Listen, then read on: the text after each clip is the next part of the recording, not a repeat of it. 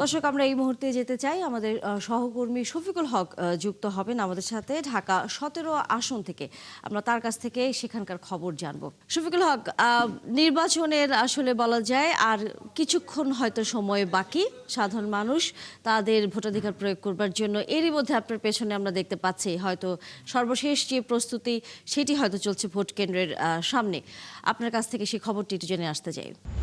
তানিয়া, শুরুতেই বলতে হয় যে গণতন্ত্রে ফেরার ভোট এবং দীর্ঘ প্রতীক্ষিত সেই ভোটটি শুরু হচ্ছে আর মাত্র 30 মিনিট পরে, এবং এই ভোটকে কেন্দ্র করে যত ধরনের প্রস্তুতি, এরই মধ্যে সব ধরনের প্রস্তুতি কিন্তু আমরা সম্পন্ন দেখতে পাচ্ছি। আমরা এই মুহূর্তে রয়েছি রাজধানীর ঢাকা 17 যেই সংসদীয় আসন রয়েছে সেই সংসদীয় আসনের একটি ভোট কেন্দ্র, এবং এটি Gulshan model high school and college. এই কেন্দ্রের সামনে আমরা সকাল থেকে এসে যেই প্রস্তুতি দেখতে পাচ্ছি, যে ভোট গ্রহণের জন্য যে ধরনের প্রস্তুতি নেওয়া প্রয়োজন সব ধরনের প্রস্তুতি এরই মধ্যে সম্পন্ন হয়েছে, এবং বিভিন্ন দলের যেই এজেন্টরা রয়েছে তারা কিন্তু এরই মধ্যে কেন্দ্রের সামনে এসে অবস্থান নিয়েছেন, এবং একে একে তাদের কার্ড দেখে আইন শৃঙ্খলা বাহিনীর সদস্যরা কিন্তু ভেতরে তাদের প্রবেশ করাচ্ছেন, এবং পোলিং অফিসার সহ যারা এখানে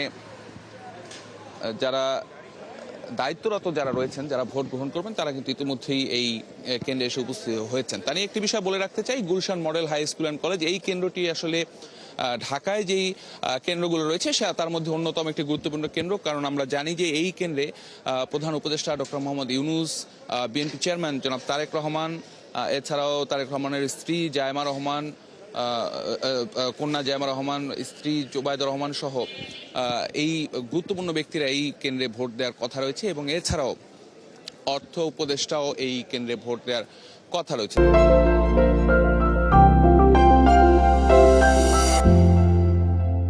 তো সার্বিকভাবে যেই প্রস্তুতিগুলো রয়েছে এর মধ্যে আমরা সব ধরনের প্রস্তুতি আমরা সম্পন্ন দেখতে পেয়েছি। এই কেন্দ্রে মূলত ভোটার সংখ্যা পুরুষ এবং নারী মিলিয়ে মোট ভোটার সংখ্যা 6599 জন, এবং যেই ধরনের প্রস্তুতি এখানে দেখতে পাচ্ছি যে 7:30 নাগাদ এই ভোট কেন্দ্রে ভোট গ্রহণ শুরু হবে, এবং এরই মধ্যে সব ধরনের প্রস্তুতি, যেটি বলছিলাম যে পোলিং এজেন্ট যারা রয়েছেন, বিভিন্ন দলের যারা প্রার্থীদের এজেন্ট যারা রয়েছেন, তারা কিন্তু এরই মধ্যে কেন্দ্রের সামনে এসে অবস্থান নিয়েছেন, এবং তারা তাদের কার্ড দেখে, যাদের যে পরিচয়পত্র সেটি দেখে তারা ভিতরে প্রবেশ করছেন, এমন চিত্র আমরা দেখতে পাচ্ছি। তো সার্বিকভাবে প্রস্তুতির কথা যদি বলি, সেটি সম্পন্ন এবং ভোট গ্রহণের জন্য পুরোপুরি প্রস্তুত, এবং মানুষ মুখিয়ে রয়েছে। আসলে আজকের এই ভোটটি একটি বহুল প্রতীক্ষিত ভোট, তা নিয়ে আপনি জানেন, এবং এই ভোটাধিকার প্রয়োগের যেই ক্ষেত্রটি তৈরি হয় সেটি সেই 5 আগস্ট গণ অভ্যুত্থানে যেই স্বৈরাচার সরকার ছিল তাদের পতনের পরে কিন্তু এরকম একটা আবহ তৈরি হয়েছে, এবং এই আসন সহ সারা দেশের ভোটারই কিন্তু প্রত্যাশা করছেন যে তারা আজকে তাদের ভোটাধিকার প্রয়োগের মধ্য দিয়ে যে হারানো গণতন্ত্র সেটি ফিরে আনার